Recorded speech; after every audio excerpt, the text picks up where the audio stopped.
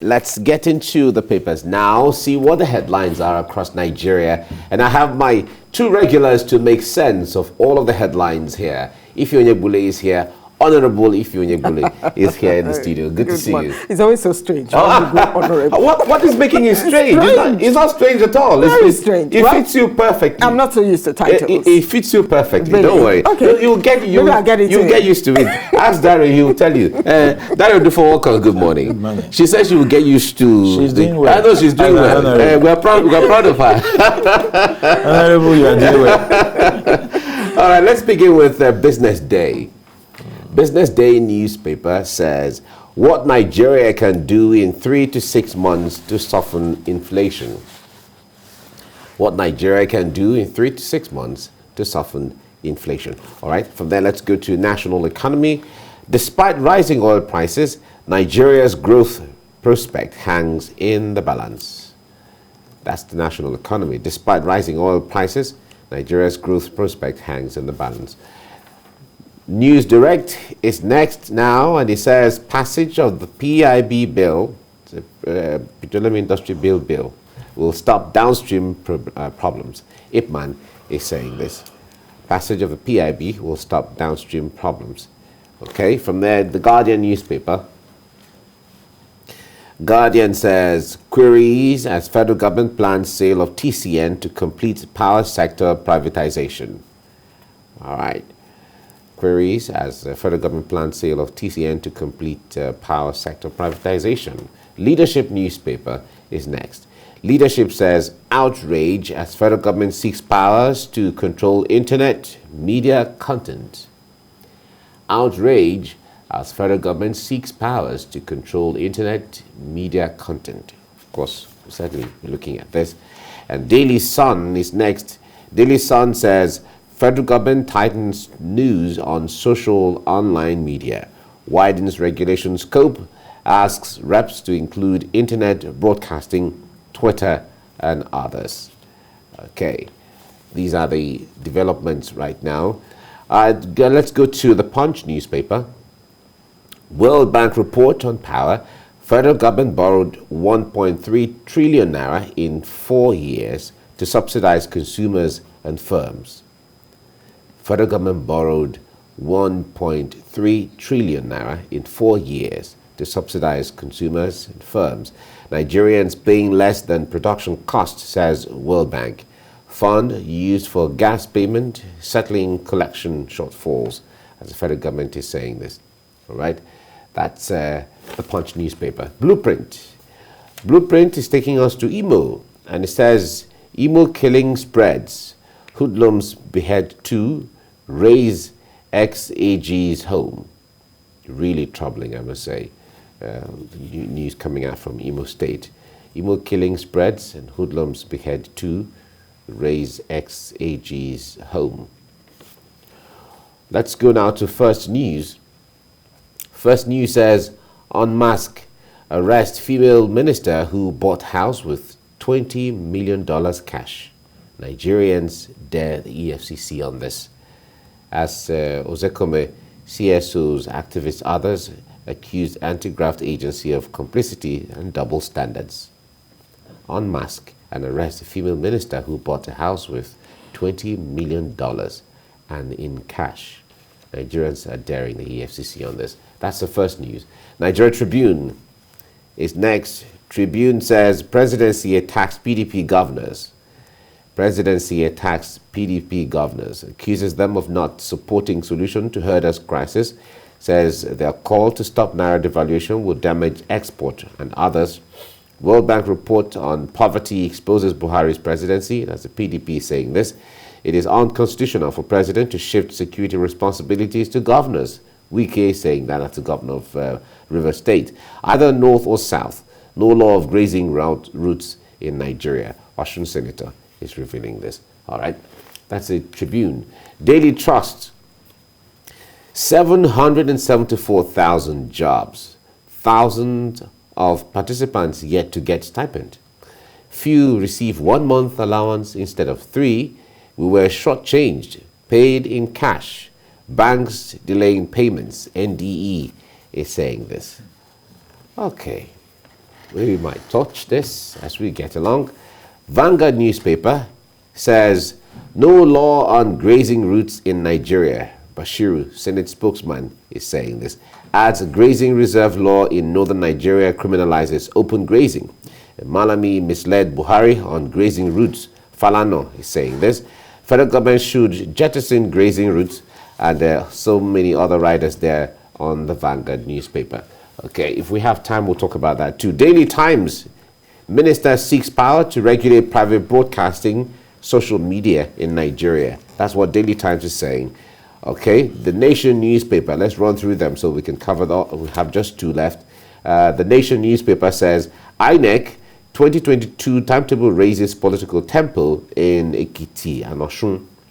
INEC 2022 timetable raises political tempo in Ekiti and Osun. All right, that's the Nation newspaper. From there, let's go to This Day. This Day says, Lagos, this day is the last one we're looking at. Lagos, Kano get lion's share of INEC's new polling units. Commission creates 56,872 centers and fixes dates for Ekiti Osun governorship elections. Okay, that's on the political side of things. Okay, gentlemen of the press, let's first start with, I think let's start with the Internet of Things. There's so many that you don't. Yeah, there's so, I want us to touch everything if we have the time. But the point there is, let's start from our constituency. That's the media. Daily Sun says, federal government tightens news on social online media, widens regulation scope, asks reps to include internet broadcasting, Twitter, others, and all of that. When NBC was created, it didn't there was no internet that time, so it didn't capture all of those. But the reestablishment, the laws are being looked at as it is right now. Let's start with, Gary, let's start with you on this. What do you make of this now? Yeah, like I've always said, I would not object to regulating media as it is, be it social, be it regular. Because whatever it's not controlled can go out of... we've seen the danger of unregulated social media. We have memories of what people have been able to do with fake news, peddling of rumors and things like that. However, there is always this fear when we come to talk about regulation as it affects free speech. You know why we have this fear? Because there's a very thin line between control on the part of government and excesses. There's a very thin line between regulating the media and gagging the media. And if you look at it, once the media is gagged, the people are suppressed. So I have a worry here, after all said and done, after the long argument, we want NBC to regulate these things. And if you, as professionals, if we look back at the antecedents, some of the antecedents of NBC, we have some reasons to be afraid. We have very serious reasons to be afraid. There is a talk of trying to make the NBC more independent. If you look at some of the submissions from some of the stakeholders. If the NBC eventually gets that independence we have been talking about, maybe. Our fear stems from the fact that the NBC itself does not appear to be in charge of its own decisions.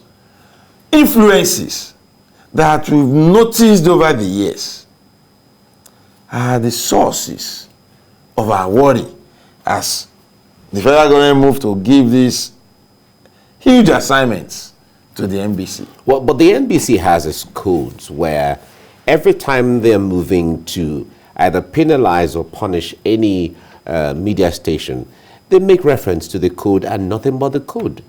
Shouldn't that be a platform of satisfaction to, because sometimes the move are misinterpreted by those who are going to be the victim this time around. Those of us who are watching. Exactly, those who are But watching. you will also agree that once or twice it has been agreed that, okay, the code itself have not been adequately interpreted. Right. In the actualization of the punishment or the prescription of the punishment, as it were. All right. If I wonder what you make of this, the punies, as it is even in the United States.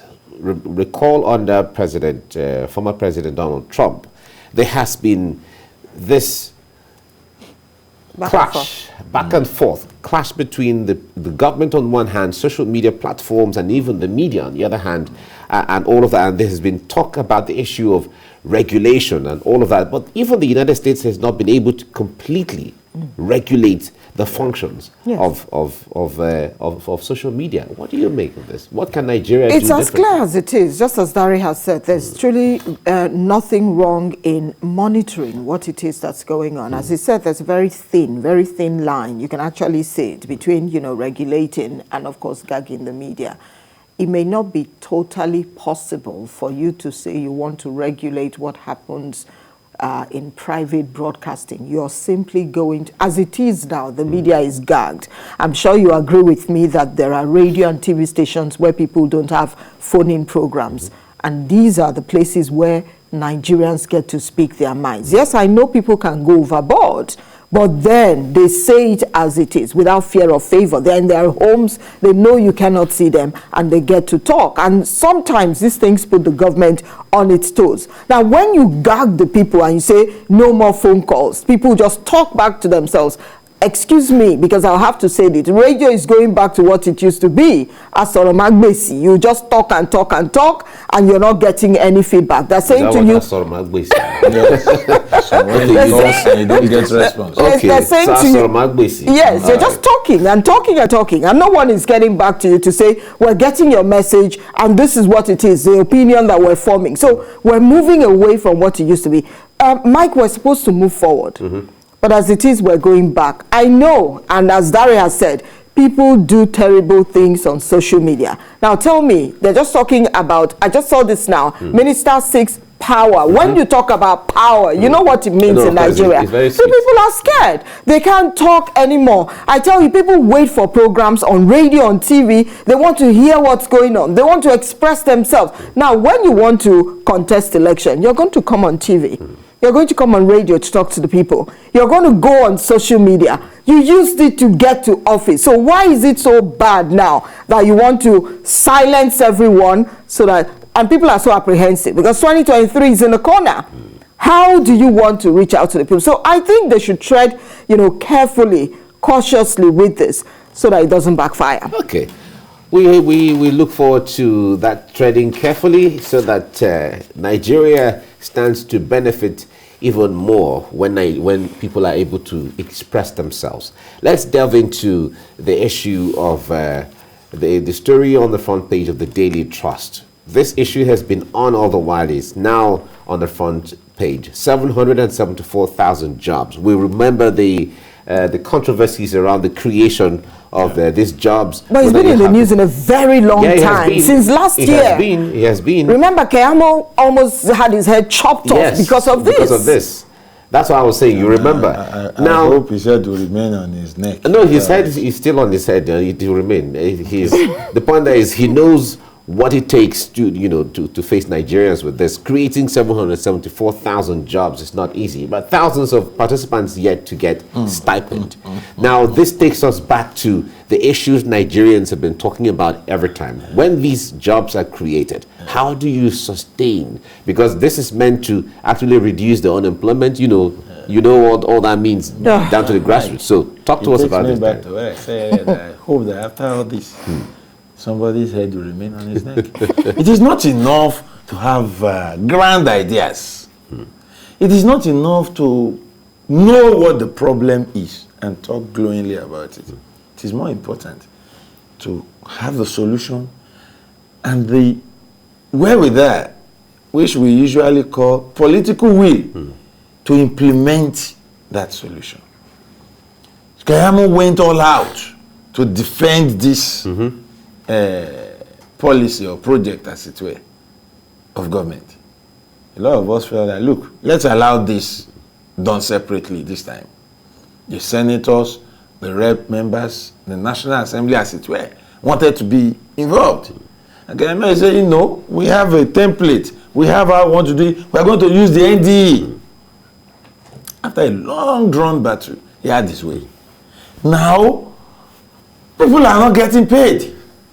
Instead of 3 months as announced, people got 1 month. Some didn't get at all. The program is wrapping up. And there are complaints, massive complaints of underpayment or non-payment. These are the beneficiaries complaining. If this is what eventually happens with thousands not getting what is due them, then the purpose of the entire project is defeated. I want to believe that these are allegations and that the government, through the Ministry of Labour as represented by Keyamo, will be able to say, no, it is not so, this is what we have been. I always want a situation where there is room for people to prove what they've been able to do when they are late. This, I want to take this as allegations. I hope Keyamo, in his usual firebrand manner, will come out and put a light to all this. Otherwise, one, the purpose of the entire program is defeated. Two, Keyamo will have a lot of explaining to do, because now I trust Nigerian politicians as represented by the NAS members. They will go for the kill and with this information in hand. Exactly. And if the clarifications are not made, this will deal a blow on the trust that Nigerians have in the government. The point there is, according to some of the reports, some of the recipients are quoted here saying we were shortchanged, paid in cash, as the case may be. You know what it means when people are called physically to start receiving monies in cash.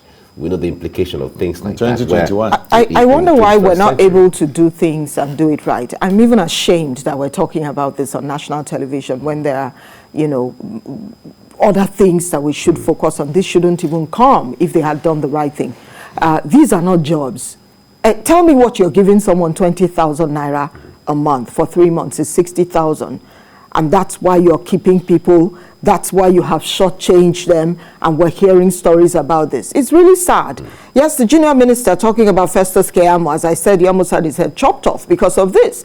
Just because some people wanted to corner it, to say, give this to me, give that to me, I'll be able to share it. Now I'm asking, why is it always like this when it's something that concerns the poor man, the ordinary Nigerian?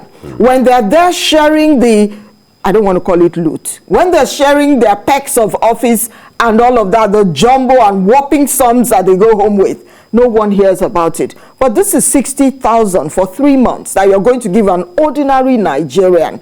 We're hearing stories about it. Banks delaying payments, the NDA. I wonder why this is happening. Another is saying we were shortchanged, paid in cash. Yes, you could pay them their 20,000 in cash. Why will you shortchange them? These are no jobs. And I'm hoping that the president will not add this to say that he created jobs. Because I hear he said, I lifted 10.5 million. The government lifted 10.5 million. What kind of jobs are you talking about? Just 3 months. Yeah, but this was certainly no, Mike, you guys are being cheeky with this. If this was done, Dare, this is just 3 months. It is something to say. If this is done properly. Yes. If you as a fresh graduate now, if you have as a fresh graduate. Yes. After taking 12 months of allowance from yes, NYC, you come out and depend on 20,000. Wait now, if you have 3 months 20,000 while you are roaming the street. No, you don't need to. I do not agree with you. The issue here is, when I we do want not to agree. do this, let's do it properly. If it's not supposed to be a permanent job for you, for God's sake. Why not create permanent jobs or create an enabling environment? Permanent jobs, but this create an enabling environment for people to work. See, let's have this idea of not even appreciating the little they do. That's why they don't do it. Nobody's saying that it's not being appreciated. What I'm saying is do the right thing. I don't see anything wrong in this program. Do the right thing. It is okay. If it is for unemployed people to have some time, 3 months while you are searching for a job, we will give you this. It's okay. There are some ordinary Nigerians. When people get unemployed abroad, they get unemployment benefits. And they don't get it when they get real jobs. I am saying to you, this is okay, but look at what we have done with it. I've not said to you that it's wrong. What I'm saying is do it right, pay them their money. It is 60,000 naira. And then somebody is getting 20. That's it. 60. That's it. It's so not that's the wrong thing. But all right, gentlemen, don't turn it to the wrong thing when you don't do it. Gentlemen of the press, the point there is, so long as Nigerians or the people who are meant to be beneficiaries are not getting their pay as at when due, then something is wrong somewhere. That's just what both of you are saying, and I get it. All right.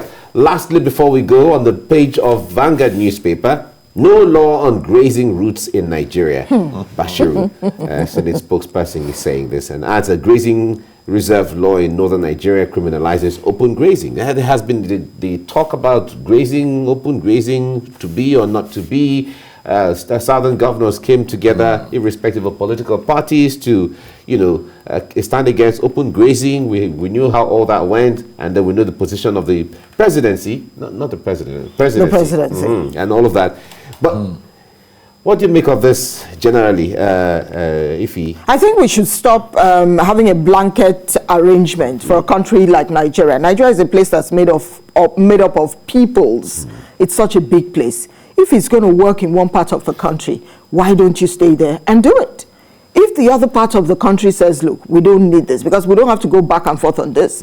The governors in the south have come together to say, this is where we stand on this matter. And I'm thinking that, look, you're talking about one Nigeria, one Nigeria. Why don't you just respect the views? If this is how they are going to get to secure the lives of their people, so what's bad in that? So for me, if it works for you in your part of the country, that's great. In another part, allow them live the way they want to live. All right, there is always the line of Nigerians have the right to live and work and do business anywhere they want, so long as you are a Nigerian and within the jurisdiction or territory of Nigeria. Of course, that is constitutional.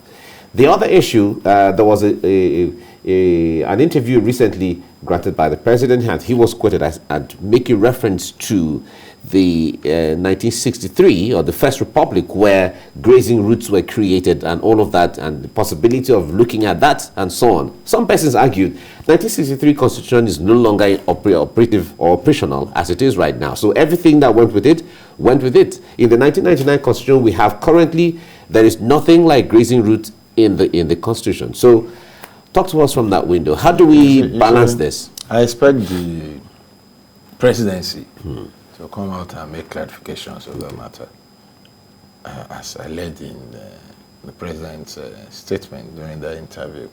Why am I saying this? It has generated controversy. In 2014, I did a story, a special report, on this issue of farmer-herders clash.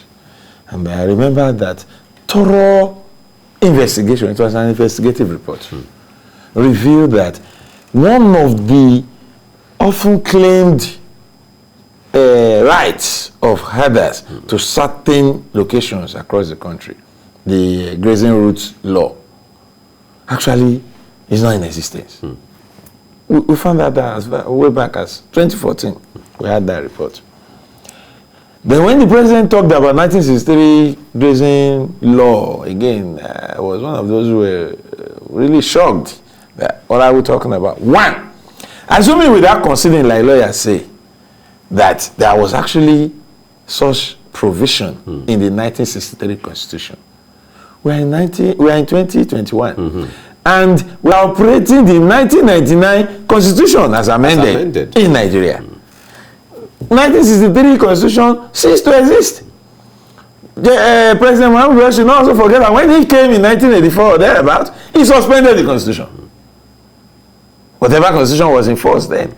And by the time we returned eventually to civilian rule, years after in 1999, we have a new constitution that started and that starts with we, the people of Nigeria. Meaning that whatever was written in the 1963 constitution no longer subsists, as it were. Now, the truth is that this Senator, Bashir Ajibola, has been able to establish the fact that, look, check our books. There is nothing like grazing routes. And if that is the situation, we must first use that to explain the fact that we can all decide to live together the way we want. You want to graze. Go to parts of the country where open grazing is allowed. Do your grazing. We will buy the cows from you. Okay. You want to do business in the south? Acquire land legitimately. And ranch, do your business through ranching. And ranch your cows. The same cow from you. Mind you, if ranching cow in the south will make the price of cow go up, this is business. Those who will buy will still buy. Yeah. And if I cannot buy ranched cow, All I'll go to not to get grazed cow, and I will still eat meat. All right, we have to wrap it up here right now. Those who are concerned are listening, and Nigerians especially are listening and getting to have information about all of these. Thank you very much, Dario and Dufo. Welcome for coming on the program. Thank you. Honorable Ife Onyegbule, thank you very much for coming. Thanks for having me. All right.